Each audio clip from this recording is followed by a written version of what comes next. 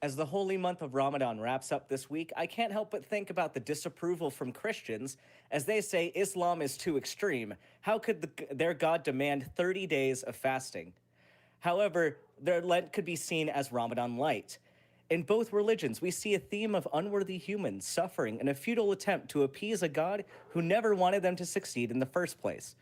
My heart breaks each time I hear someone claim that a cancer diagnosis or home foreclosure is just a lesson from God. Kids should not have to suffer to pay for their parents' mistakes. If you believe that suffering leads to atonement, give us a call because the show is starting now.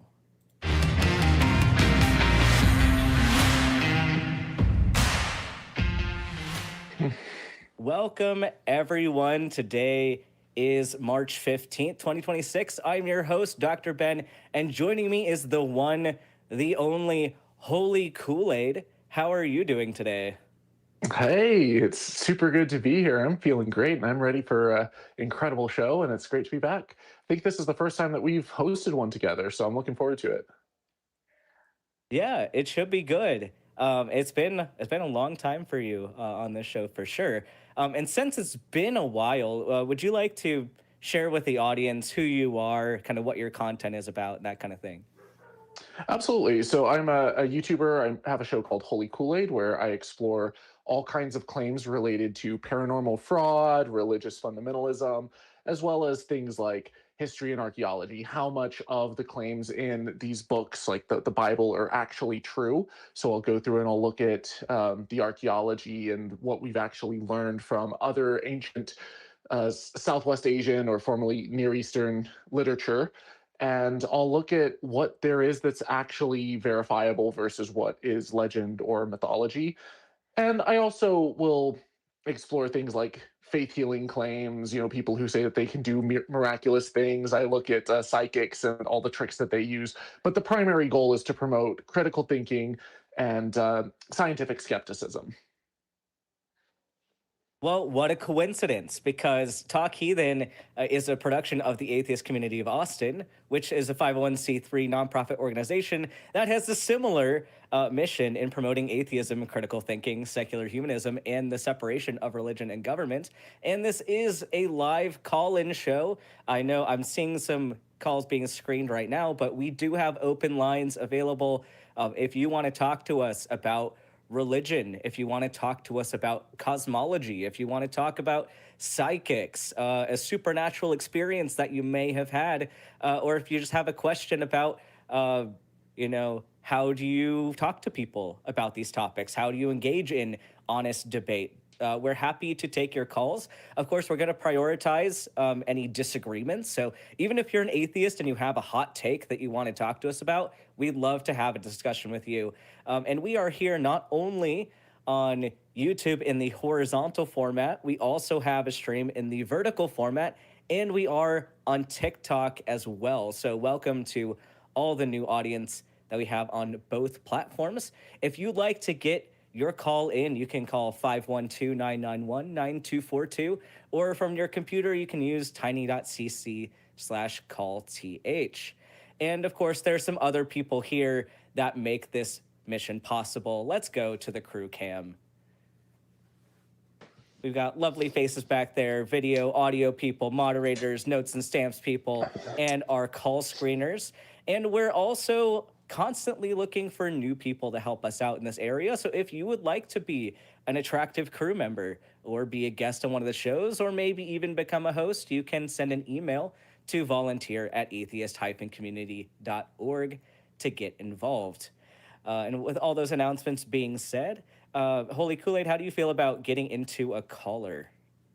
I'm so down. Let's do this. All right. Let's talk with Lewis. Him from New York. Lewis, you are live on Talk Heathen. It sounds like you want to talk about question about moral progress and in-groups. Tell us a little bit more about your position. Hey there. Yeah, so I've been thinking about this question. Like, if we often rightfully criticize religious moral systems for restricting moral concern to their own in-group, right, if moral progress has historically expanded beyond those boundaries to include groups like women, and the trans community, why should species membership be a boundary at all? I'm not sure exactly what the question. Are you saying why shouldn't we talk about things like veganism as well, or are you saying that we should bring animals to the table to join in the conversation? Well, obviously not bringing animals into the table to have conversation, right? Because they can't, right? But Hmm. for moral consideration. Yeah, I mean, I don't see why not, and I think there's a lot of content creators within this sphere that have addressed, animal rights and stuff. It's one of those things where if you're making videos about moral philosophy, absolutely, I see it as something worth talking about. If you're making videos about religion, sure, there's some overlap. I don't see why you can't talk about it, but I also, you know, people have different areas of focus and different priorities.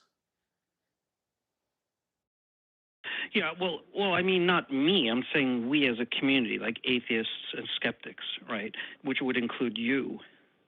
Mhm. Do you think that Yeah. you should consider expanding your circle of moral consideration to other species? I think yes. Here's the situation though, Lewis. And so when we talk about the broader atheist community, right? I think there are a lot of people in the community doing this, and where animal rights are kind of their niche and their battle that they're going to the front lines about.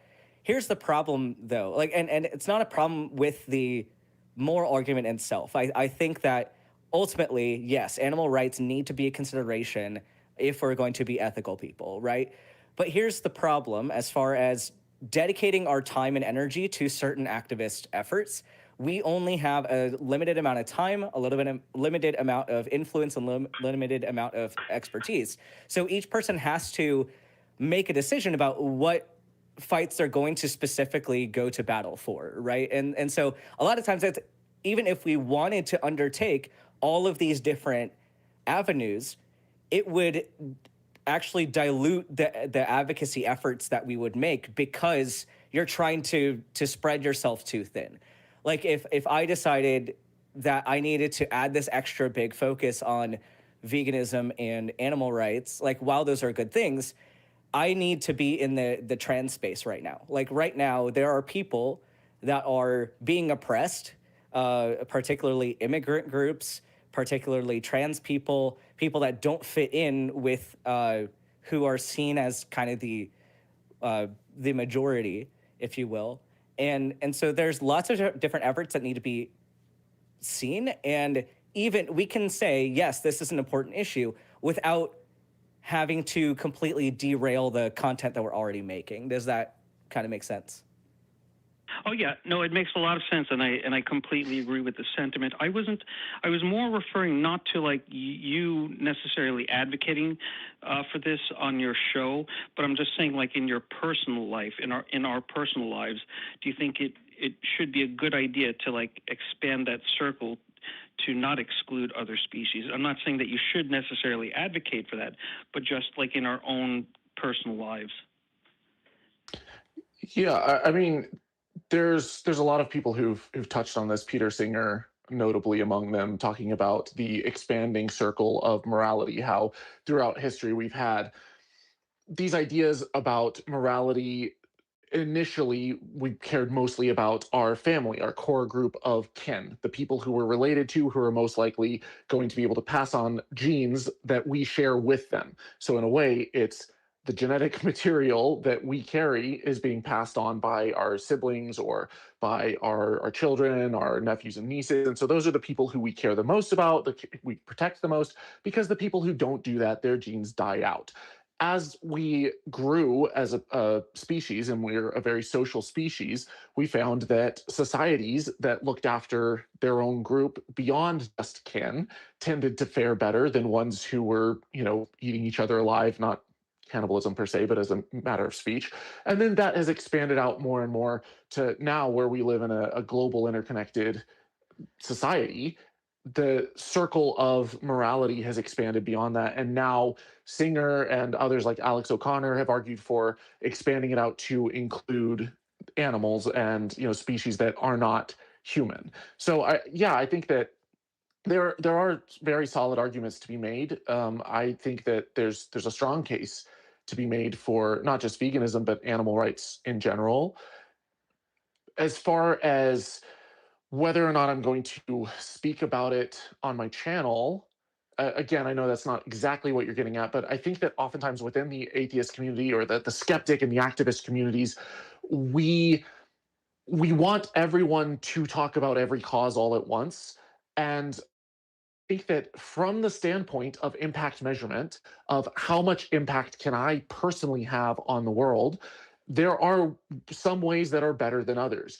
And yes, we could have everyone talking about every issue, but for me, there's a lot of issues that I care about that I think that are good issues and fights worth having. Like LGBT rights is one of them, and I have mentioned it on my channel, but I'm by no means an expert in this area. And I know that if all of a sudden my channel is talking about, concerns related to LGBT issues, it's talking about veganism, it's talking about politics, it's talking about the importance of breast cancer awareness, all of a sudden my core message starts to become diluted. And I think that there's ways where like I can lean into my expertise and my specialty to really reach a bigger audience, to change, for example, people's minds surrounding things like whether or not the Bible is literally true. And as they start questioning those dogmas, maybe they start becoming more open-minded in other areas like LGBT rights. So it's a matter of like, where am I going to have the biggest, most important impact overall? That's hard to measure. But in terms of my own personal life, yeah, I do think about these things. Yeah, that's great, and I think, I mean, that's really kind of my point, right? I certainly didn't, I'm not expecting you guys to, have this focus, whether in your own channels or in this channel on, the topic of veganism. That wasn't my concern. I do have like a final thought, and I'm just wondering what both of your position on this is, or what your thoughts on this is. Like, what should be the grounding for moral consideration? Should it be sapience or sentience? What would be a better grounding for like moral consideration? Ben, you want to take this one? Honestly, I don't really care about that far into philosophy. The fact is, like, I get, Louis, you're coming from a great place of like wanting to do the absolute like best thing for everybody at all times. That's awesome. I'm in a situation right now where like me, like being part of a minority group that is actively under fire, I don't have a lot of luxury of thinking about how can I maximize like ethical perfection in my life. Like there's so many things that have greater utility to demand my attention. And like, yeah, I would love to be in a place where everybody is so well taken care of that we can really dig into this philosophy. But honestly, like I'm so stretched thin with just trying to say out to the world, like I deserve to live with rights. I deserve healthcare, like those kind of things that like I don't know, Lewis, if you're part of any community that's particularly under fire right now, but like, and I'm very happy that you're able to think about this stuff. But for a lot of us right now, we are just surviving, and this is not really the time for us to get that deep into it. So my response is I don't really care right now, and I apologize. Right. And your co-host, does your co-host have a thought on that? I mean, I would say in general, my approach is I want to minimize suffering. And I personally care a lot less about the suffering of, say, a shrimp that has one single neuron throughout its entire body compared to something like a dog. If I see someone, beating a dog on the side of the street, I'm going to care more. I have more qualms personally about eating bacon than I do about eating, poultry. But that said, I do think that it comes down to, ability for an animal to suffer. But again, there we do our best as we are able. And I think, as Ben pointed out, like there's times in our lives where it's like, yeah, things are going great, and we can kind of take more of this stuff into consideration. And then there's times when like you're literally like fighting just to keep your head above water. And so I don't see the animal rights cause and the vegan cause as bad. I don't see it as something that's not a conversation worth having.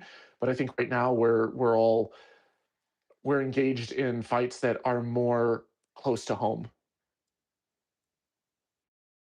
Okay, look, I appreciate your openness to discussing this and your responses. I do understand them. I just want to make sure that I'm sensitive to your concerns, and I think they are definitely concerns. So I appreciate your time on this, and I would just encourage you guys to, when you have some more time, to think about this issue a little bit more. Yeah, well, it's not that I haven't thought extensively about this issue. You know, I stopped eating meat for years, specifically because of the moral arguments. And then I went through a phase where like my mental health was in the toilet. I was going through a lot of stuff, and I started traveling again, and I was just like, there's so many things that I am stressed about and worried about. And trying to find, you know, a good, healthy, clean source of protein while I'm on the road in other countries is just not one of the extra mental burdens that I wanted to continue taking on. So I think we do our best as we can. And I'm no moral exemplar. I'm not going to claim that I have the moral high ground on everything, but you know, yeah, I do think about these things.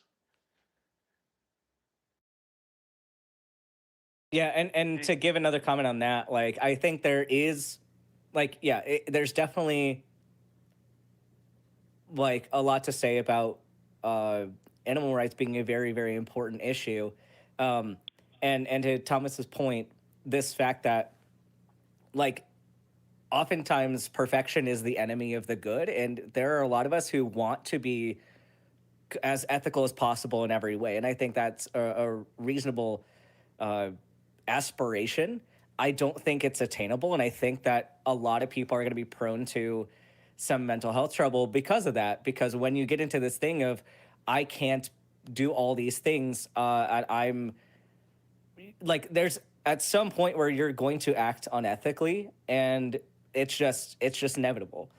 And as much as I don't want that to happen, like you can't be a perfect person, and so it's okay to, like, especially right now, have some time and think, you know, I'm doing the best I can with my energy level, with my resources, and all that. Um, so again, like I don't think it's a bad thing to talk about, but I do think it's harmful to constantly seek perfection when it's unattainable. Hmm. So I just wanted to weigh in with that little piece. Oh no, I appreciate that, and I definitely there's nothing about my position that says that we can be perfect, right? That's not the vegan position at all, of course. So yeah, no, I completely agree that perfection is something that is unattainable for humans. But I think also what both of you guys seem to indicate is that we should try to do our best, right? And I would argue in the most honest way we can, right? Do the best we can in the most honest way. Hmm.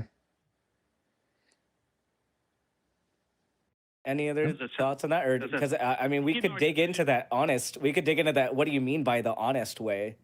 Do you think that our way is less honest, or what would you say? I'm not I'm not accusing you guys of being dishonest or anything like that. But I'm just saying, for like, even for myself, right? Like, I had lots of rationalizations when I first was approached with this idea of including animals in my moral consideration. So that's really what I'm talking about, is like these rationalizations that I and many people use to try to continue with like habits that we have been culturally conditioned into accepting. And so that's really what I meant by honest, like in the most honest way we can. That wasn't accusatory of you guys. Gotcha. Cool. Well, I anything can't. else from Holy Kool-Aid? Not for me. No, I'm ready to move on to the next call. But I can't see if we have a lot of calls waiting that we need a rush to get to, or if we have none and we need people to call in and drag out this conversation. So, but I'm ready to move on to whatever topic you guys want. All right, Lewis. Anything else from you on this? No, that's it. Just I think I've made my points, and I appreciate you being open-minded on this. And yeah, thanks so much. Yeah. Well, thanks. Have a good day, Lewis. Take care. I think he's got a good point. Yeah. It's just that, like, one thing that I noticed, I've been doing this full time for 10 years, is that oftentimes within the activism community, we really, really want to be morally perfect. because and we're all fighting for causes. The problem is that we get pulled in so many different directions, and then we make these dividing lines where our groups become smaller and smaller and smaller. And you have some people that are like, you're not, doing this right. You're not doing this right. You should be speaking up on this issue. You should be, a vegan, or you should be this. And we're getting eaten alive. There's so many issues that we're losing the ground on. And if we instead were able to like find points of common ground and unity to unite around and be like, yeah, there's going to be people in our community that have differences of opinion, but what can we coalesce around? Yeah, and I saw a comment in the side chat, like, completely straw manning my point. They're claiming that I said that we can't be perfect, so we shouldn't even try. That's not at all what I was saying. But honestly, there are some points of this discussion that I find a little bit infuriating because, like, I'm very happy that there are people out there who have so much time and brain power to dedicate to a variety of different causes. I lost my job recently because I'm trans. Like, there are people out there who are losing healthcare right now because they're trans or because they're an immigrant. Like, people are being harassed. There's violence happening to people because of who they are.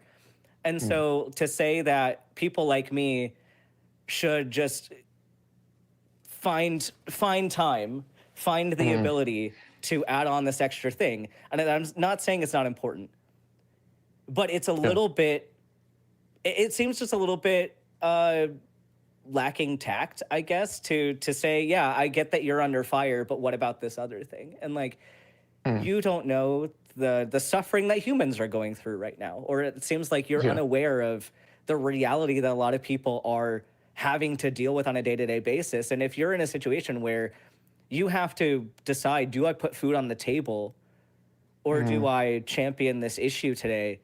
Like, sure, you get to make that choice for yourself, but that has to be a personal choice. And I don't think that shaming people that they're not ethical enough because they're eating meat is like, I don't think that's effective. And I don't think that's the way to, I think we need to improve systemic things before we get into, I mean, like, not saying it's insignificant or that people shouldn't be doing things individually, but there are bigger systemic things that need to change before it is reasonable for a lot of people. So I'm sorry about your job. That fucking sucks. But I think, and I don't think that Lewis specifically was going on the offensive in that way. It didn't come off to me that way, at least. But I do completely agree that, like, there's been times in my life when I've been struggling to get through, and it's like, if you're just trying to kind of make it through the day, and and you're struggling financially and you're struggling with all these other issues, and now you have to like check every single package and every single restaurant, and where can you eat and where can you not eat and what can you do. It's an extra burden that I think that when you're in the headspace where you can focus on that stuff and you can dedicate mental resources and you have the spoons for it, then absolutely, sure, like, consider this stuff, look into it, and but it's, we're in tough times at the moment. Yeah. So with that, we do have open lines. We've got lots of open lines. So please, I see some people in the side chat saying that evolution isn't real. Call in because we want to talk to you about that. Give us your best argument for why evolution is defeated, as you say. If anybody else wants to weigh in on the vegan topic, if you want to weigh in on psychics, we have open lines. So faith healers, Bible archaeology. Yeah.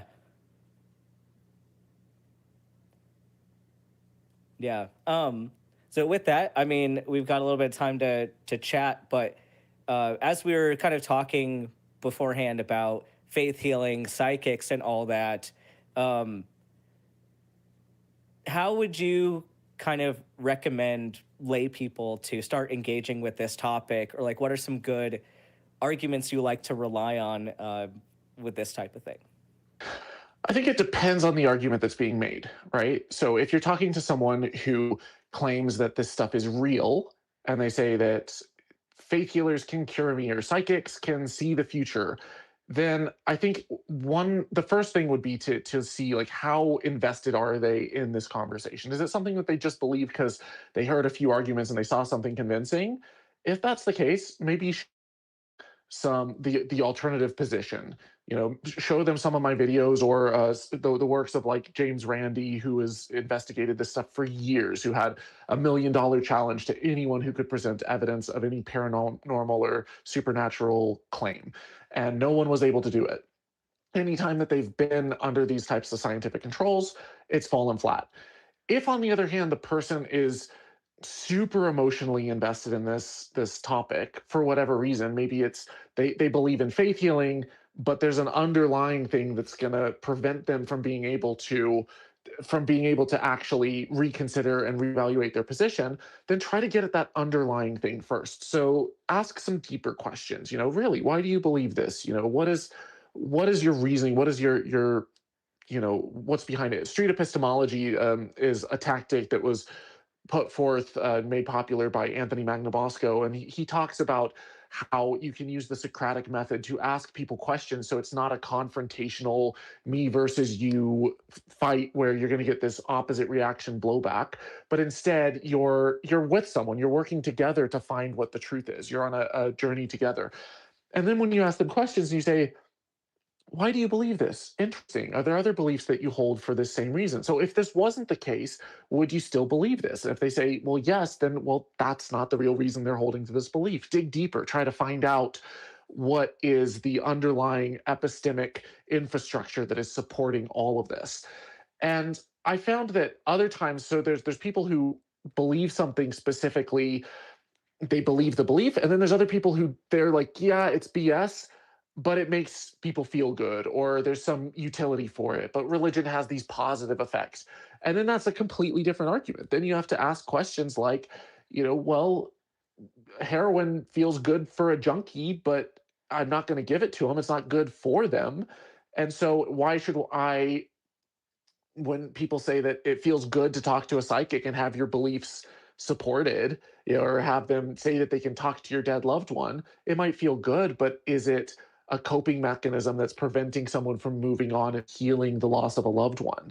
Is it something that is in the long run actually negative and harmful, and you can have a psychic that is manipulating someone and who is exploiting them of their life savings or exorbitant amounts of money? I think that those are different questions, because then the person who you're arguing with might see the evidence and realize it's BS, but still be arguing from a utilitarian position for something like faith healing and faith and religion and belief. And then I think that you can kind of push back from an angle of, are there healthier alternatives? Are there ways that you can use therapy to overcome grief and bereavement? Are there ways that you can use other stuff to move forward, charities that are secular, etc.? Yeah, and I love your mention of street epistemology. It's one of my favorite methods to utilize as well. And I do think it's very, very effective on a lot of issues. Um, and yeah, it's that delicate balance of like managing somebody's emotions and they're feeling good with a particular thing versus how much risk does it put this person at for things like, I don't know, telephone scammers, internet scammers. Like if you already have that belief in your head that somebody else has the power to change your life with this whatever thing they're claiming, then it's easy to not think through the process of is am I actually getting ticketed by somebody who's got this weird URL and stuff and can't tell me their name, can't tell me where they're from. They're telling me the IRS is after me and going to send cops to my house this afternoon. Like, I mean, one of them seems very ridiculous, but there's a reason why those scammers keep doing what they do. They're effective. They get the money that they want. And I think that the methods that those scammers utilize are very similar to the things that psychics utilize or other faith healers. So you bring up a lot of really, really good points there. Oftentimes also we don't realize that in order to get to a point where we were able to question core beliefs that we hold, there were multiple steps that took us to get there. So in my case, at least, I believed that everything in the Bible was 100% literally true. 6-day creation, young Earth creationism, the Earth's 6,000 years old, miracles are real, all of it.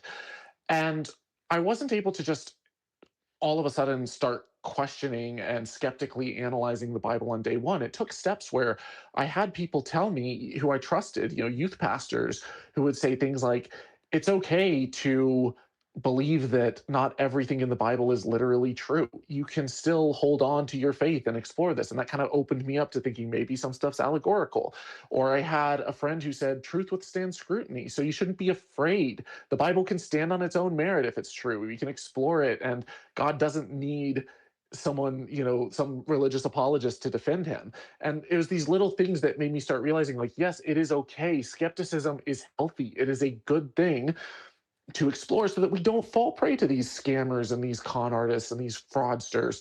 And every single other area of our life, we're told to think critically. If someone tells you that they're a Nigerian prince who has inherited this massive amount of money and they just need your bank details to send it to you, maybe start thinking a little bit skeptically. And the same should hold true for people who say that if you just stop taking your cancer medication and you send them all of the money instead to the tithe bucket, that they're going to be able to cure you. These are things that have negative consequences. And I think that one of the best ways to reach them, and this is the last thing I'll say on this, is that we oftentimes within the skeptic community, we focus so much on the data and the data points and the science and the arguments, and we don't realize that humans are inherently emotional people. We connect with stories, with people, with things that touch us emotionally. And so if you say, oh, there's 50,000 people statistically who died because of XYZ, it's a number. But if we walk them through, here's this person who believed in this faith healer and they stopped taking their medication and they died and they genuinely believed it, and here's their story, and here's all the people who are affected, that's much more powerful. Now, it's one person instead of 50,000, but it puts a face to it. It makes it real. It makes it something that all of us can see this person, their hopes, their dreams, their family, their aspiration, and then we connect on a human level.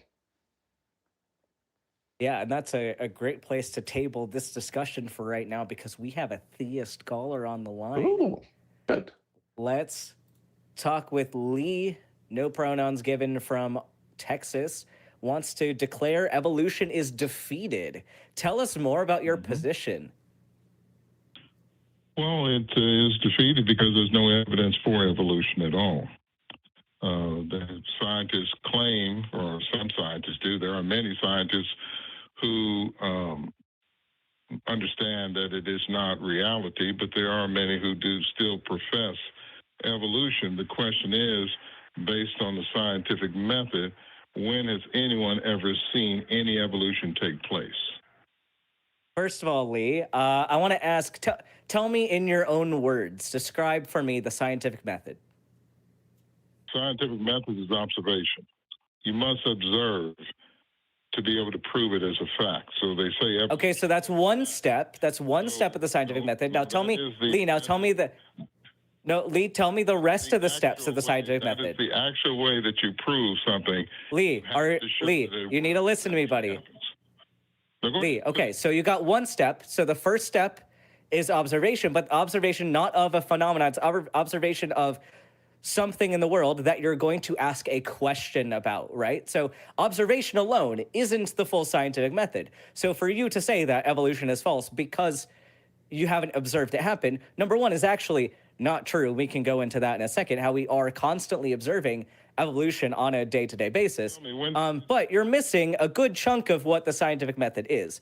When did you see some evolution? Tell me right now, when have you seen some evolution? Microbiology is a fantastic example, right? Do you believe that germs cause infections? Example in microbiology, how you have seen some evolution in microbiology. Yeah, I've actually caused evolution in microbiology in my undergrad micro lab. Evolution has to happen on its own. Causation. Lee, evolution Lee, can you define evolution for me?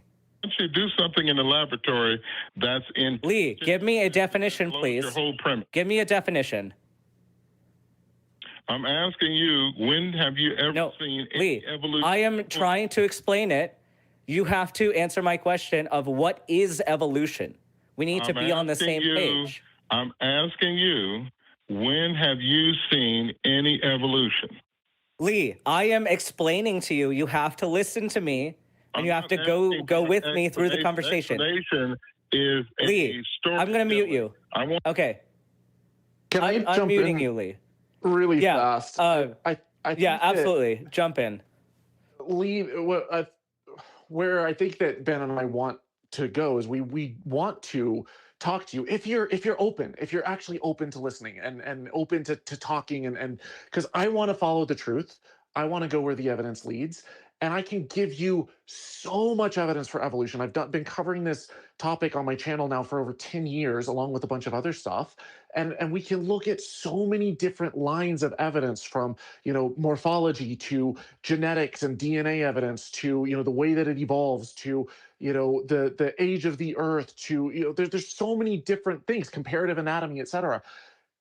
I am more than happy to dive into these topics with you, but we want to make sure that we're not talking past each other so that we can have a productive conversation. And in order to be able to have a productive conversation, we don't want to give you a definition or evidence for something that's not what you're talking about. So if you can give us a definition for what you mean when you say evolution, are you talking about where one species now can reproduce with a different species, or it becomes a new species and can no longer reproduce with the previous species because they've been separated for a long time, and you're looking at evidence from like ring species? Are you looking not at speciation, but like micro changes that add up to macro changes? As we see, as Ben was talking about in the lab, where you have bacteria that will have, genetic changes that will occur that then, cause it to have different traits and different characteristics. What specifically are you asking us here when you say that you want evidence for evolution? All right, I'm going to unmute you, Lee, but you have to engage with us in the conversation. Yeah, engage with me. Talk with me here. So here's the thing. You have to listen, though. It has to be a two-way street, right? I'm asking you the question. Just simply give me an example where you've seen some evolution take place. Give me a simple example. That's exactly where I was going with you, Lee. But again, here you have to, before I go further into that, I need to know what you mean by evolution. What do you mean? You tell me. You're the one that's defining all this stuff. Tell me. Cool. So I will define it then. I will define it. Evolution is change in allele frequency over time. Give me a simple example. I'm giving, Lee, I'm going to mute you again. Okay. So evolution, the scientific definition of evolution is the change in allele frequency over time. And so alleles are the way different genes are expressed. So an example of an allele could be if you have brown hair or blonde hair, or if you have webbed feet, or if you have flippers, if you have a beak, if you have feathers, all that stuff. Those are different types of alleles. And so what we see is we see changes in those alleles in the frequency of the population over time.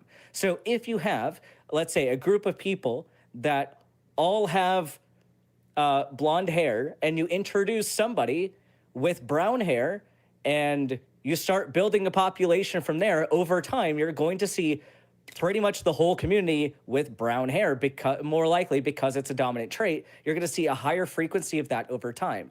And so that is at the core of what evolution ends up being, because we see why I use bacteria as a very good example is because they replicate very, very, very fast. And so we can actually see macroscopic changes over a very short period of time. And this is the reason why antibiotic resistance happens. So the reason why certain antibiotics won't work anymore is because the bacteria that died from those antibiotics it left those that would survive, and the ones that survive reproduce. And so now you have only bacteria that survive under certain antibiotics, and then it causes a big problem as far as disease protection in our society. So there are plenty of examples that I'm giving you here of evolution happening over a reasonable time frame that we can see. So I would say that debunks your claim that evolution is something that is not observed at the moment. But I'm going to unmute you and see your response to that. What's that again? You hear me now? Yep, I can hear you. Did you listen or did you talk the whole All that time? Well, let me put it like this. Bacteria remaining bacteria, viruses remaining viruses, finches remaining finches, humans remaining humans does not prove evolution. It only proves creation. That's the only thing it proves. You cannot, the creation goes by kinds. To prove evolution, you have to show one species. What? turning into a Yeah. whole different So Lee, what factors One second, make one kind? Hold on, No, let me finish making my no, statement. no. Let me ask you a question. Statement. Without that, hold on a second. Let me finish making my statement. Without that, you got nothing. Evolution has no relativeness to anything in regards to nature, as far as how things came about. Evolution has no no relation to it at all. Because you have to be able to show one species turning into a whole nother species. Where did you see that happen? Yeah, Lee. So let's break this down. What factors keep one kind in a category versus another? When did you see the kinds jump? When did you see? That's Lee. You're dodging my question. Thomas, jump in here. But Lee, you have to answer the question and not just dodge it, because Lee, I asked you a question. I will give you, Lee, I will give you what you want on a silver platter, mate. Is that what you're saying? So, Lee, you can't just talk over me this whole time. Relationship to anything. Lee, I'm trying. Lee, this is why we're muting you. Here's the problem. Lee, you're muted. You're muted. I think he's still talking over us, but I can't hear him. Lee, here is the thing, and we can't hear you if you're talking, so you might as well listen. I am trying, I'm desperately trying to give you an example of speciation, because that's what it sounded like you were saying, was you want to see one, you called it a kind. I have yet to see a single creationist organization be able to define what a kind is, but we'll say species. If you want to say it's, somewhere up and down on the, kingdom species, you could say it's a clade or class or whatever. But if you want to see one species become another species, there are many examples of what are known as ring species, where you have two different, we'll say birds or geckos or any animal that you want, where they will be separated for a period of time. And for example, around a mountain range, one group of the species will go one way, another group will go another way, and then they're reproducing and they're evolving, and over time there's mutations that are changing their genetic material. Some of them are developing different colors, different sexual characteristics, etc. And by the time these two species have slowly migrated, separated by a mountain range, and they meet back up at the top, sometimes hundreds or thousands of years later, they are so fundamentally different that they are now no longer able to reproduce with each other. Now, this one can reproduce with this one, this one, all the way back around the chain, because they're all somewhat similarly related to each other. But when they get back around to the beginning, they're so different that they can no longer reproduce. They are a different species. We see this in our genetic material. We see the fact that we share like 98% of our genetic content with a chimpanzee. And you look at how similar they are in terms of, hands with opposable thumbs, and they stand upright, and they have a face that has two eyes and a mouth and a nose, and all of this stuff is similar. You go to an osteological museum where you see all of the bones and all of the vertebrates. They have two arms where two limbs where the arms are, two limbs where the legs are. But even the fingers, whether it's a whale, a fish, or an otter or a beaver, there's 5 appendages. Sometimes they grow really long and they become wings that are kind of webbed together and they can glide. Sometimes they have webbed fingers and they become fins.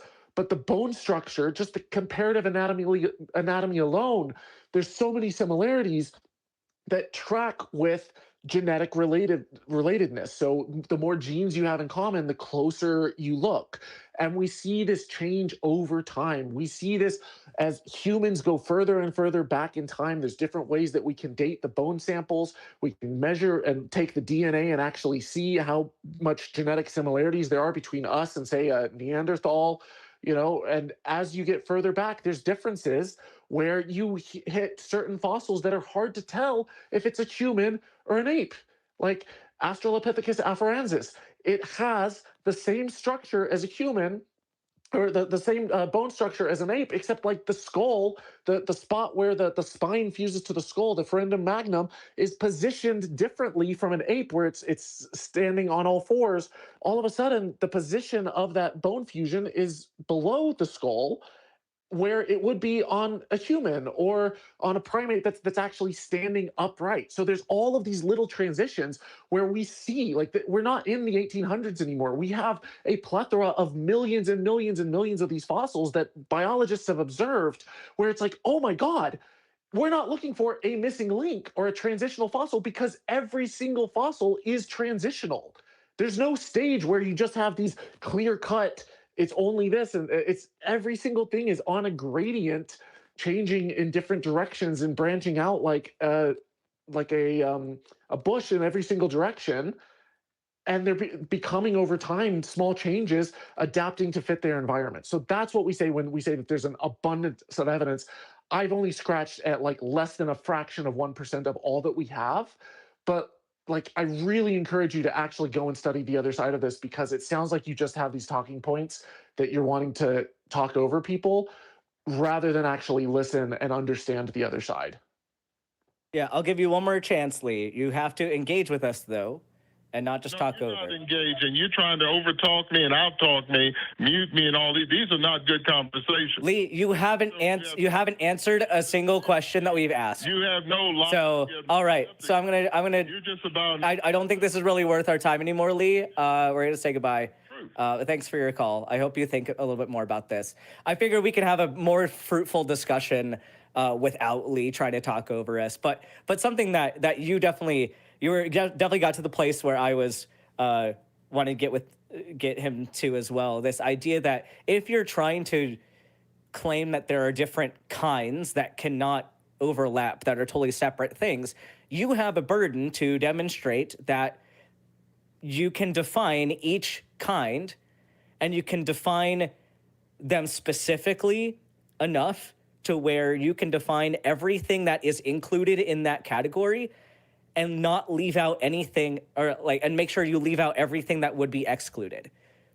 And that's a very, very difficult task because there's so much overlap within all of the animal kingdom, and to where even if you said, well, a mammal is something that has fur and has milk and does not lay eggs, we have examples of exceptions where mammals do lay eggs. And so it is very difficult to find these very strict categories where nothing overlaps. And I think that's one of the burdens that creationists, especially anti-evolution creationists, have to actually make an argument for. I think one of the reasons why it's so difficult to understand and why people like Kent Hovind, who will say like, you'll never see, crocodile evolve from a duck or something. And, they have this idea that that's what evolution is, that just one day it's one species and then poof, it's the next. And that what's difficult to understand about evolution is that you are always the same species as your parents and your offspring. When you start, sort of like when you look at the color yellow on a spectrum, it's like, is there a single point where you can draw a line and say, okay, now this isn't yellow, it's, this is orange or this is green. It's really, really hard to find that defining point because the pixels right before and right after look almost identical, right? Yep. But over time, you have these tiny, minor, gradual changes that add up. So like I was saying with ring species, if you have two species that are separated for long enough, whether it's, land masses on tectonic plates that separate and then, eventually they're reintroduced to each other, or whether it's going around a mountain range or whatever the case may be, you have species that are separated. And when their migratory patterns eventually meet back up, they're so different from each other that they can no longer reproduce. And we have many examples of this. So you're always the same species as your parents and your offspring, but somewhere along the line, 5,000 generations later, there's a noticeable difference there. So you're looking at time spans that are difficult for our minds to wrap around, and yet all of the evidence from all these competing lines back that up. So if you're looking at the age of the Earth, if you're doing various forms of radiocarbon dating on stuff, you can have 10 different ways of dating something that all land on exactly the same date or the same date range. And we see, okay, over time, this fossil is separated in time by 100,000 years from this one here. And you see the change in the bone structure and the morphology, the changes over time genetically between various organisms. So that's what we say when we say that there is evidence of evolution. It's just not this clear cut, one day you wake up and you're, half duck, half crocodile. Yeah, and that color analogy is really effective, I think. I think that's a good one for people to keep in their back pocket for discussions like this. And before we get into the next call, I see you in the queue. We do have another theist waiting on the line, so don't go anywhere. I'm just going to make a couple announcements before we take that caller. But we have some super chats from, first of all, from Ann Christine, the Donut Fiend, gives $5 and says, "What is the evidence for a 6-day creation?" So thank you so much for that super chat. If anybody wants to call in defending a 6-day creation, we'd love to have you on the line today. And then we have a super chat from Kelly Laughlin, who's also been a member for 2 years and is also one of the hosts of Truth Wanted, gives $2 and says, "Watch Truth Wanted Friday nights at 7 Central." And definitely, if you want more content like this, go check that out as well. Just a couple more brief announcements here. We do want you to know what's going on in our community. So if you are curious about other events, go to www.atheist-community.org, where you can learn about the organization itself, its policies, and how you can get involved. Also, we have merch if you want to go to tiny.cc/merchaca, and you can get your crop tops, your t-shirts. I said I was going to get a crop top. I've not done that yet. I apologize. That is coming in the near future. Maybe if we get to 100,000 subscribers on YouTube, I will get the crop top and wear it for a stream. We'll see if I can get approval to do that. Another way to support us is to send super chats like we're reading here. We will read them probably at the end of the show if we get any more of those. Also, please like the video, subscribe, and comment, chat in the side chat. All of those go a very, very long way in sharing out the content. And we want to hear from you. Let us know what you liked, what you thought was effective, and also what you think we could do better. And you can email us at tv@atheist-community.org. Let us know your thoughts. So without further ado, let us get into this next call. We have Zil Zone. He, him from New York is a theist. If I can hit the button. Sounds like you want to ask how the singularity or initial state is not considered magic under the atheist worldview. Zil, you are live on Talk Heathen. What are your thoughts? Yo, yo, yo. Hope everyone's doing well today. God bless. So I did want to talk about the origin of the universe today, a little bit of cosmology with you guys. And specifically the singularity or the initial state. I guess atheists have different cosmology. What would you say your views are? Do you think the universe came from a singularity or initial state?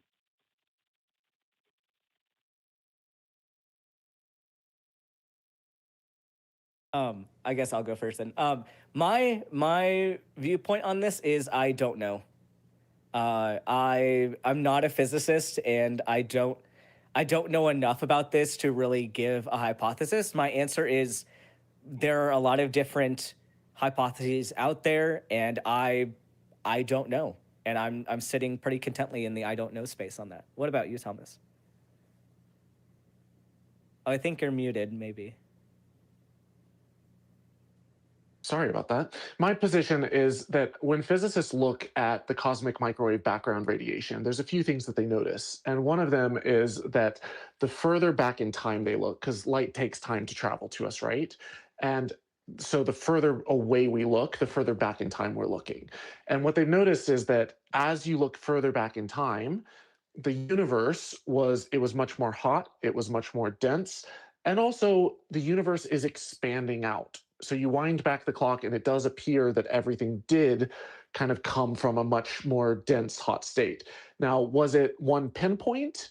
it doesn't really appear that it works quite like that. It seems to be expanding from everywhere at once, which is like hard to wrap your mind around. As far as what was before the Big Bang, I don't know. Like, I kind of, in answer to your question, I do think that there was a singularity event, but I don't know if the universe is cyclical. I don't know if there's many worlds, if there are, if there's a multiverse.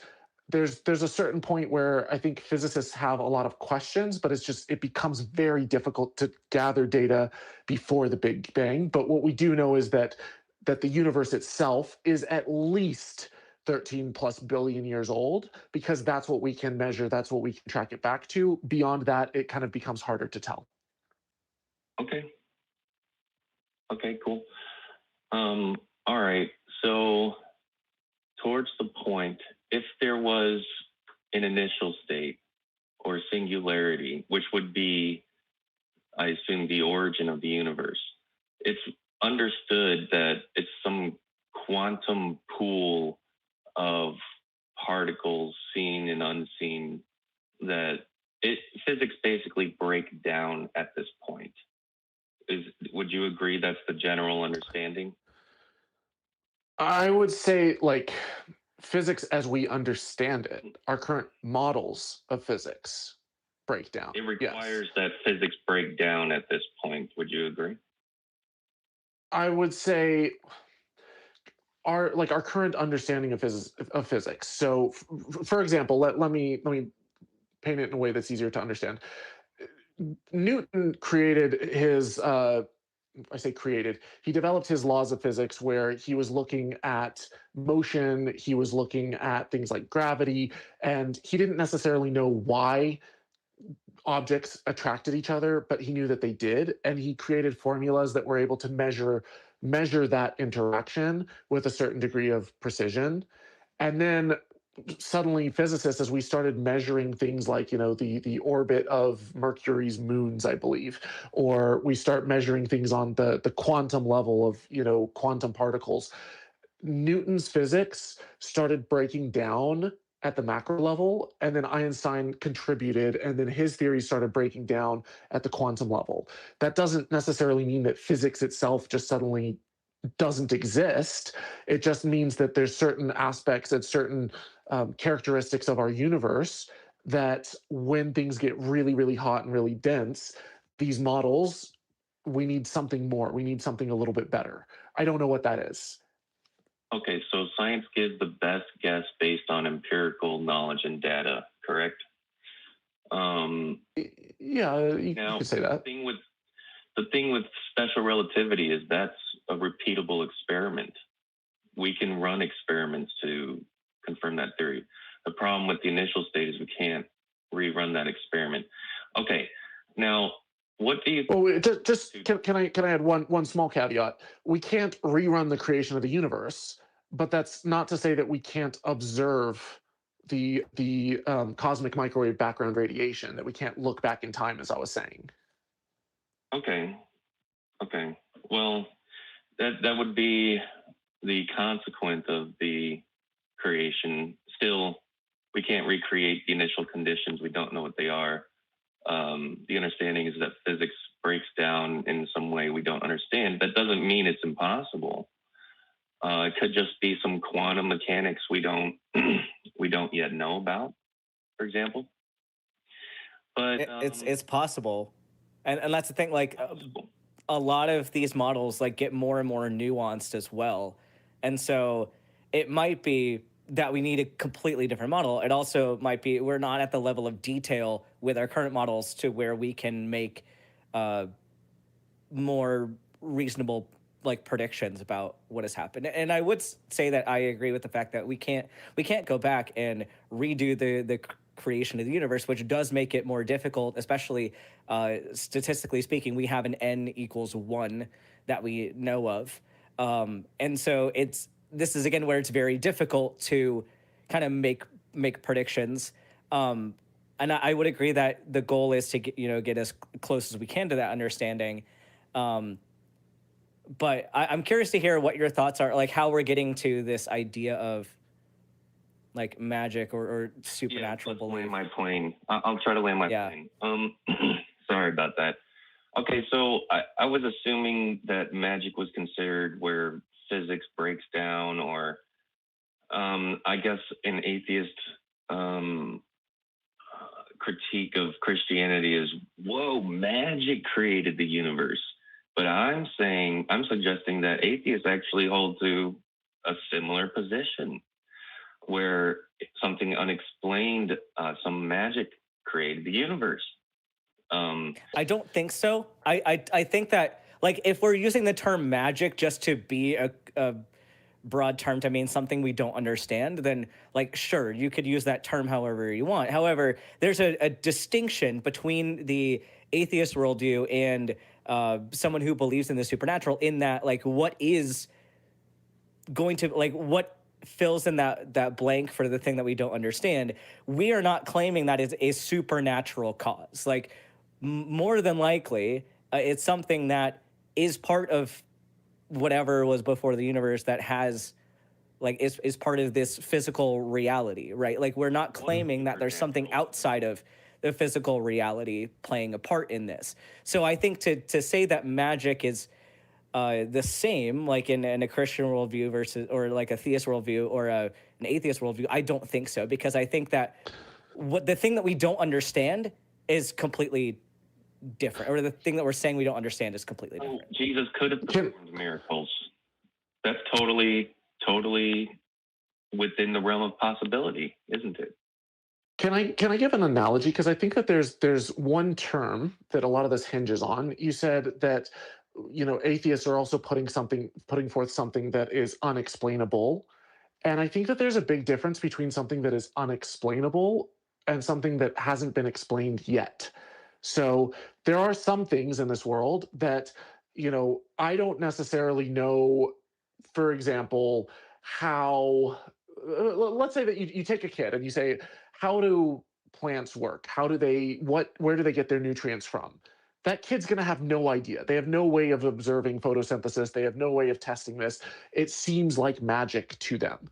But that's not that it's unexplainable. It's not that it hasn't, like, it's something that already has been explained, that experts know how it works. And yet to that kid, it seems like magic. Magic kind of becomes this placeholder for the unexplained. Now, Okay. in the case of the universe, it's not just that here's something that physicists know exactly how it happened, and we just are arguing from ignorance because we haven't studied that. We don't know the arguments yet, which is possible for some things, but there's a lot of things that seem supernatural at first. And then you start to understand what's going on. An example of this is Jesus attributed epilepsy to demons and spirits, but we know what's going on in the mind. We can measure the electrical misfirings that cause seizures. We can treat it with medication. We know it's not demonic. We have better theories of disease, like the germ theory of disease, that account for things that before were attributed to the demons of plague and pestilence, etc.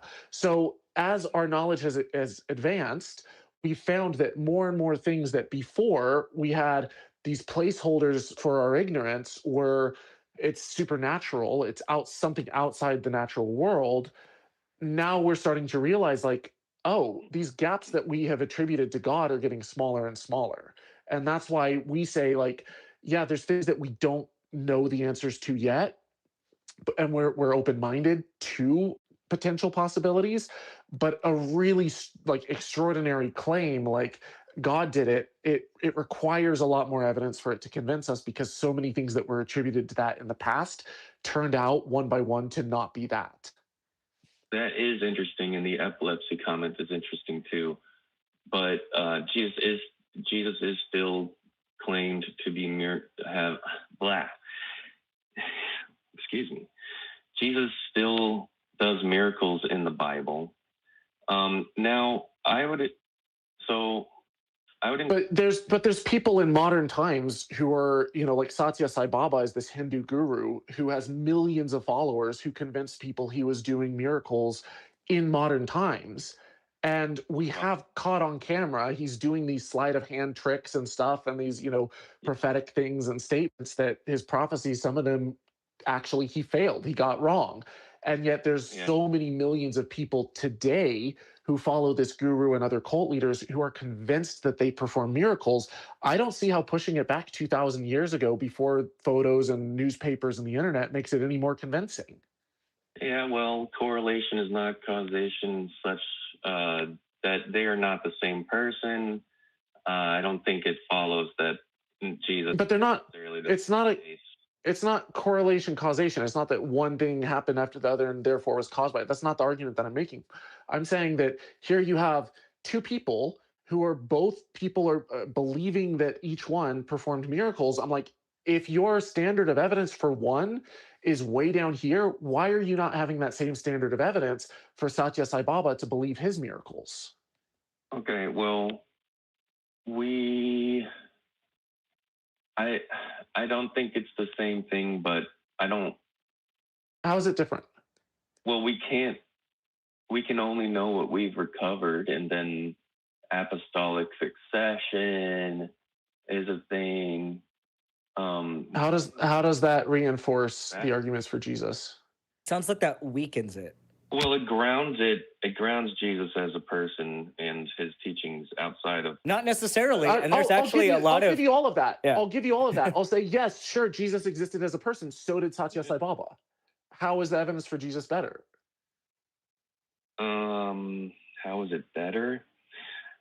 How is it better? Does it have to be better according to your measurement techniques? If the evidence for Jesus. If the evidence for Jesus is not better than the evidence for Satya Sai Baba, why don't you believe in Satya Sai Baba? What is better? See, so if Jesus could still be true and have only one surviving text, but still be true, this guy could have all the modern texts and still be wrong, right? Okay, but if let's say that for Jesus, let's say that I'll grant you the four Gospels, even though like two of them pull almost verbatim from Mark. I'll grant you Paul, even though Paul never saw Jesus, he was never a witness to it. Hell, I'll grant you all 500 witnesses that are claimed to have seen Jesus, even though we don't have 500 witnesses, we just have one person that says that there were. I'll grant you all of that. Okay, so you have 506 witnesses, maybe 510 if you want to round up or whatever. I'll grant you all of that.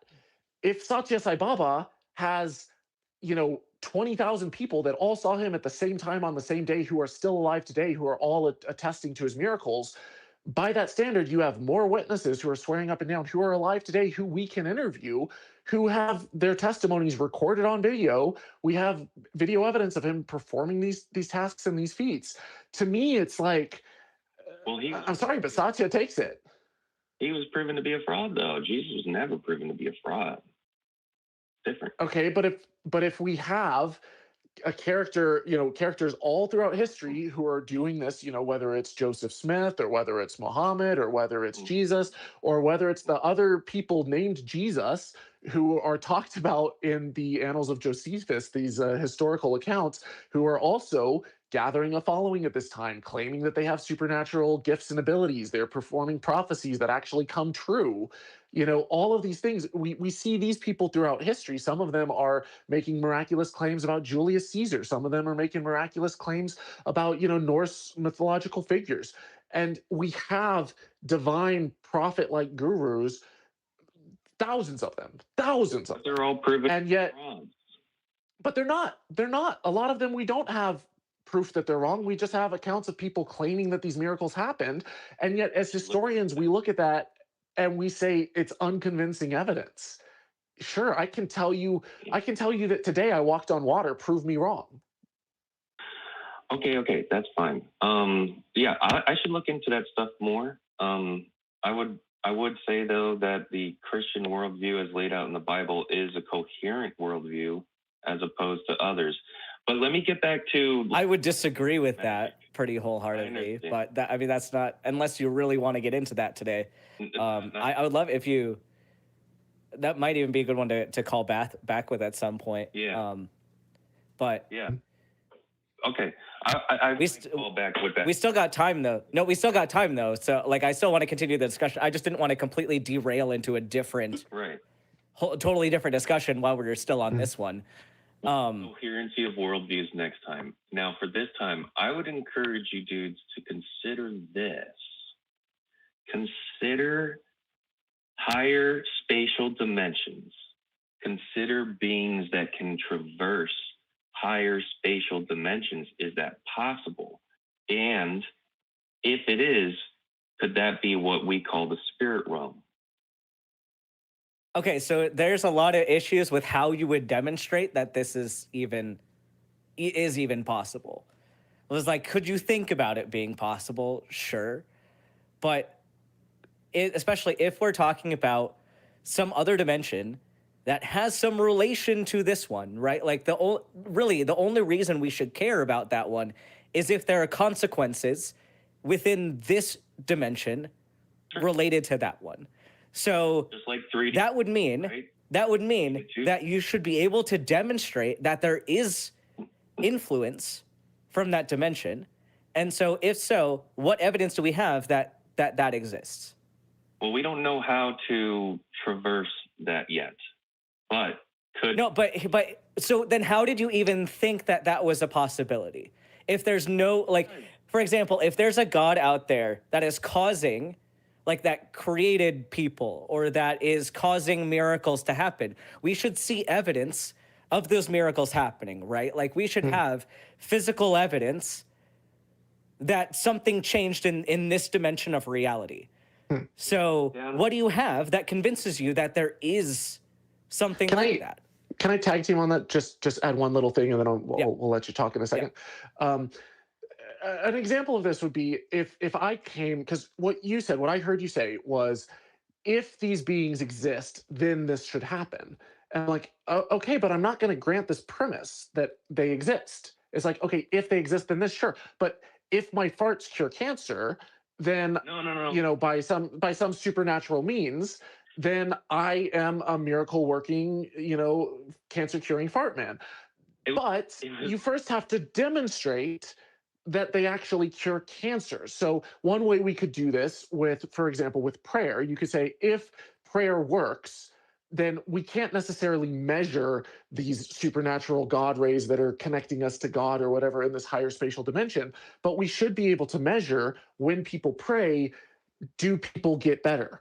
And there's been prayer studies that have been done on this. There's a really famous one called the Templeton study, where they looked at all of these cases of people. Some of them knew that they were being prayed for, and they actually fared worse as a result. And some people, it was the complete opposite. So these are areas where we can measure the interaction and see, like, do they fare better than a placebo? Do they fare better than chance in double-blind, randomized, controlled clinical trials? And the answer is they don't. But isn't it also known people who have hope do better medically? But here's the question. Here's the question along with that, is we know the neurotransmitters, we know the hormone activity, we know the receptor activity that relates to some of these emotions.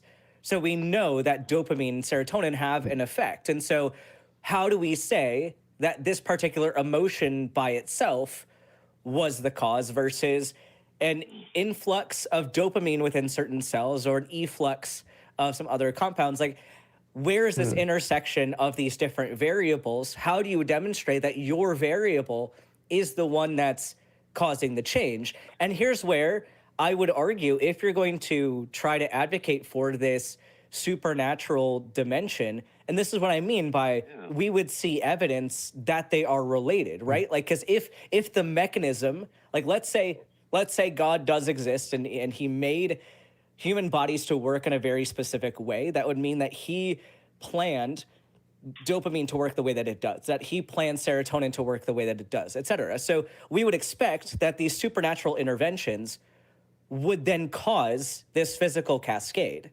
Otherwise, if that's not happening, how do we know it was the supernatural thing causing something and not a result of the physical cascade? Right. It's very difficult to test with the scientific theory, right? Right, which is why you have to give us a reason, the method, to believe that it is outside of these natural processes. And I think that's where we're having the issue following you. Right. So the scientific method seems to not have proven the higher dimensions or the spirit realm yet. Now, consider just because a prayer happens doesn't mean God has to do it either. So, like, we can't control God. So, prayer. Okay, but why start with the assumption that God is real? Say what? But why start with the assumption that God is real? You wouldn't do this for anything else. If I say, well, you know, in the Bible, I pray to Bigfoot, and sometimes he says no. Well, Bigfoot But didn't where reveal himself to you. God revealed himself to us in the Bible. That's why Christians believe. But where Zil, did this? Yeah, I hear the same thing from Muslims. The same exact thing from Muslims. We can look at Muhammad, and he had some issues. He thought he was. So did Jesus. So yeah, so did a lot of people in the Bible. So how do I know which one is correct, if any of them? How do I know? Never had issues like that. No one thought Jesus was demon possessed. Muhammad was. Yeah, there's literally no. I'm gonna stop you right there because like there is literally a Bible verse where the religious authorities at the time said that Jesus was driving out demons by the power of demons. And that was a lie. That's when he discussed the only unforgivable sin, which is blasphemy of the Holy Spirit. You just moved the goalpost. Do you see what you did? You made a claim and you said this is evidence for Jesus. Okay. This is evidence for Jesus' transcendent position. You're right. I should not Zil, have said that. Nobody. Were you? I should not have said that. Zil, were you raised to be Christian? Is that the belief system you've had your whole life? I was raised to be Christian, and then I became not religious at all for a period of my life. And then I decided as an adult that I believe. So I chose it for myself. But do you think that if you were born in a Hindu household, that maybe you would have gone a different way when for sure. you decided to so do you think that your upbringing had influence on which belief system you adopted?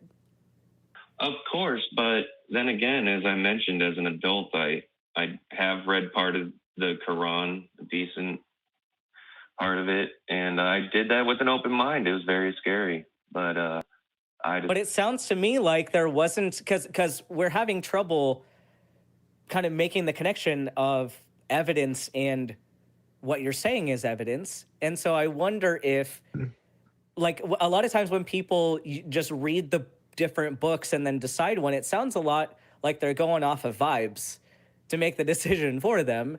And there's not a lot of compelling evidence that people have given to say why one is actually has enough evidence behind it. And even so, like, even so, this approach of I'm going to read the different religions and then make my decision based on the best one of those is also a bit problematic if you're assuming that one of them is going to be true. So I'm curious about what convinced you to believe this thing. Like, what was the best argument that you came to make this decision? I would say when I made my decision to follow Jesus more again, it was because of his character and who he is. Later in that he's worthy of following. And I did believe in the creationist view already.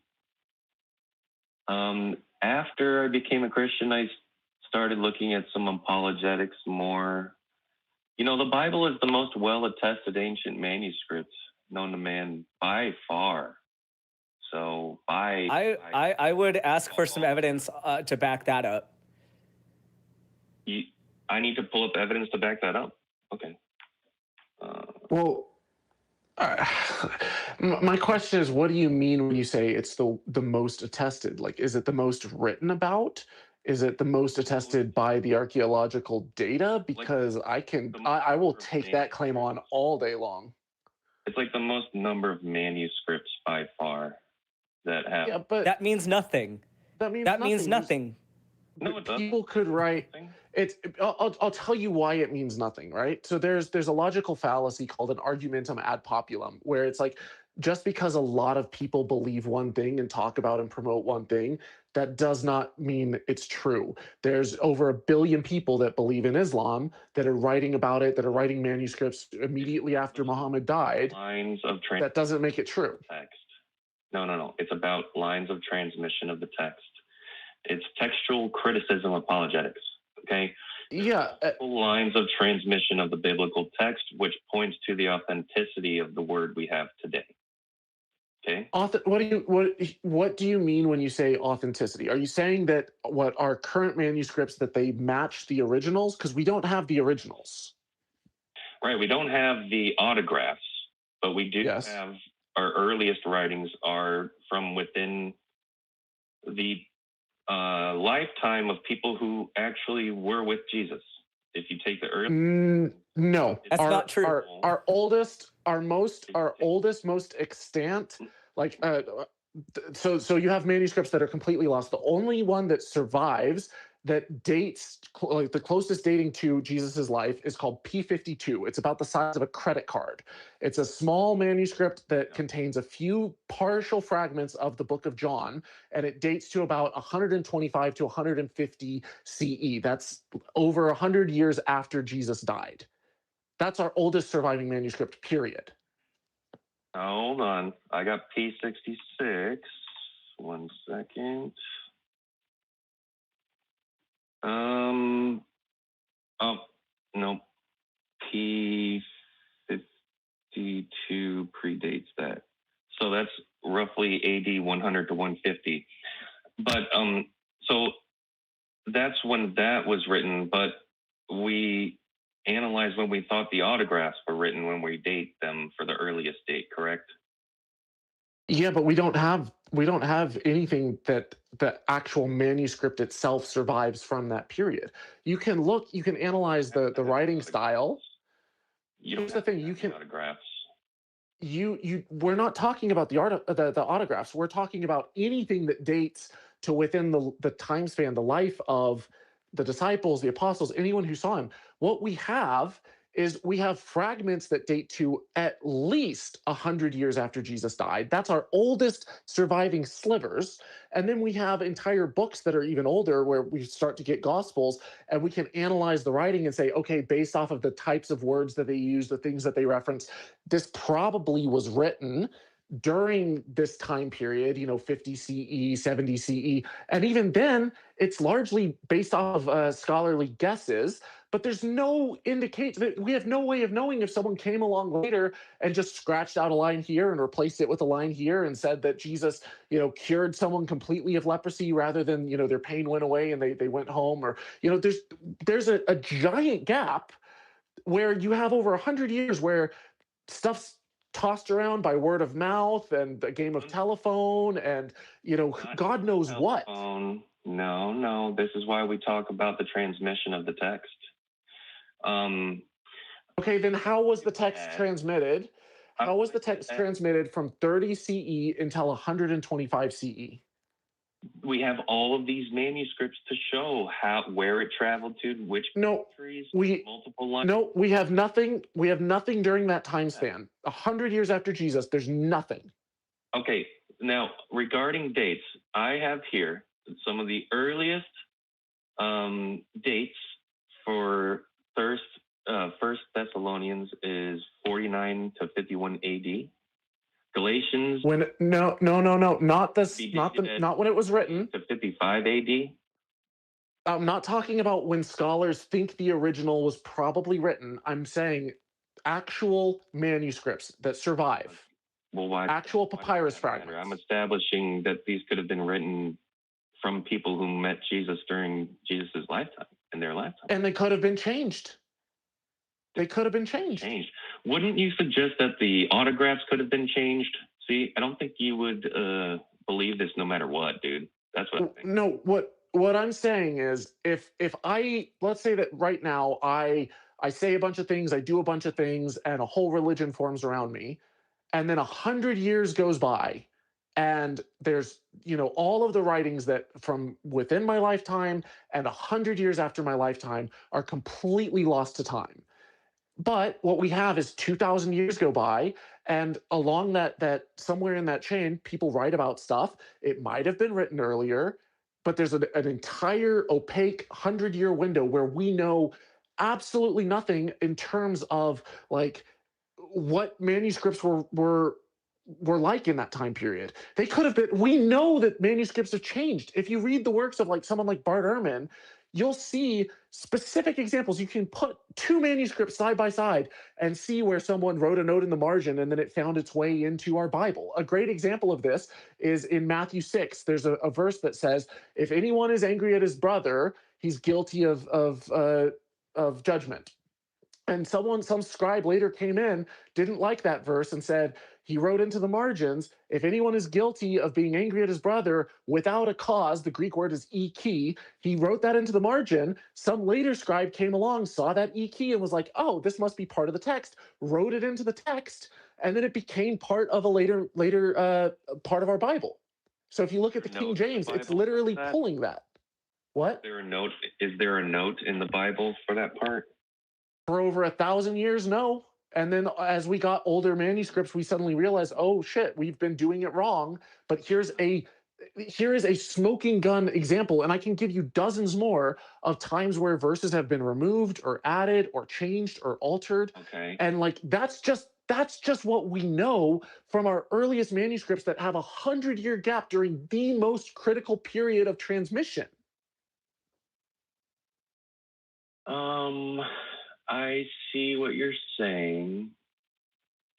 So based on evidence of scribe differences, which we acknowledge, and I would argue we've converged on text closer to the original over time. For example, the Pericope adulterae shouldn't even be in the Bible. Me and another brother think that. It should not be there. That's the one where Jesus says, cast the first stone, you're sinless, or whatever. I agree, and it's probably my favorite. It's my favorite story about Jesus, and yet it wasn't in the originals. I know, it sucks. It's unfortunate. They should remove it. It's a nice story, but they should remove it. So for these parts like the Pericope, they do have a note in the Bible. I just think they should just take it out. But I still believe that based on all the manuscripts we have, we do have what was originally written. I understand what you're saying about the earliest piece of paper we have is from 100 AD. Let me see.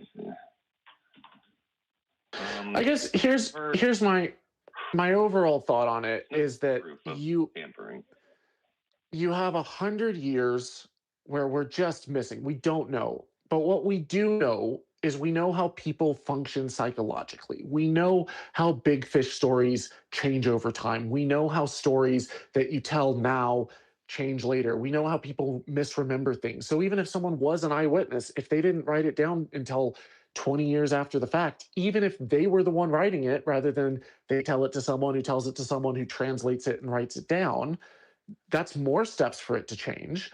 And that's a process that we know when that happens. We know stories change because we have evidence of this happening all the time. So we have all of these problems here in the most critical time period. We don't have any text that Jesus wrote himself, that he wrote firsthand. We don't have any authentic stuff. So for me, the bar for a book like the Bible that is allegedly divinely inspired, to not have the originals, to not have God divinely preserve it, in and of itself is very damning. But then when you take into account the way stories change over time, that we know that this is how stories operate, we know this is how humans psychologically operate, to me, it makes it extremely unconvincing that these stories are true. There's elements I'll grant you. Jesus probably was a real guy. I'm not a mythicist. I think that he probably was killed, but that doesn't really get you anywhere, because there are a lot of people who were these messianic figures, claimed to be prophets, got a following, that then were killed by the Romans for insurrection. Like, this is not an unusual arc. And then you have followers who are grieving, who they might be having grief hallucinations. There might be imposters coming and pretending to be Jesus. Jesus might have had a twin. He might not even have ever died, and someone might come along and say, I died and I was rose from the dead. We have faith healers today like W.V. Grant who make these same claims. So for me, all of this stuff adds up. And when you start getting the big picture, it's just like, I'm sorry, I'm just not convinced. Okay. And I think this is Zil, I'll let you kind of take your last word here, and then this will probably be a good place to wrap up the call. But kind of what are your final thoughts on this? Yeah, I think I understand what you're saying. I do believe that you would have to insert some speculation into what might have happened. I don't believe you can positively assert that they are lying. You can point to other times that scribes have done such, but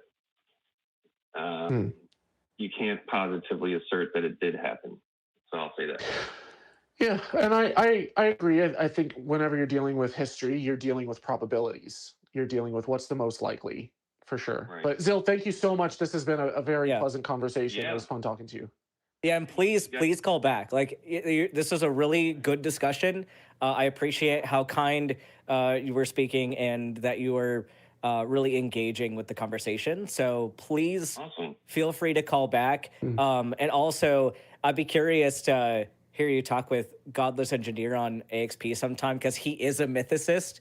So I'd be interested to see kind of your approach to all these different conversations. But genuinely enjoyed this conversation, and I hope you have a good rest of your day, Zil. Me too. Thanks, guys. God bless and take it easy. 07. Take care. Take care. All right. That was a great call. And I'll wrap up with some announcements here. We've got the top 5 patrons this week. We have, in no particular order, Oops, all singularity, Dingleberry Jackson, Kalevi Helvetti, period, just the period, Casey Kickendall, and an honorable mention to Jeanette Corlett Black. Thank you so much for our patrons this week. And I don't know how you read those with a straight face. Yeah, I feel a lot of these are the same every week, so you got to get used to them. But if anybody wants their name to be included on this wonderful list, you can go onto Patreon and get in that top 6 to get your name read during the show at tiny.cc/PatreonTH. And once again, for people who missed kind of the beginning, where can people find you? Anything specific you've got going on that you want to call attention to? Yeah, at the moment, my number one thing is my channel. It's what I'm focused on, Holy Kool-Aid. So all of my arguments related to history, archaeology, even textual criticism. I've gone into how the Bible has changed. I've done much deeper dives than what I talked about here on the show. But yeah, I cover a wide variety of stuff over there. That's my number one spot. Awesome. And thank you once again to our audience and to our callers. This has been a great show today. And let's throw out some love rings, if we can. If you don't believe, this is your community. We appreciate your love and support and being here with us today. And if you do believe, we don't hate you. We don't hate you. We're just not convinced. Bye, everyone.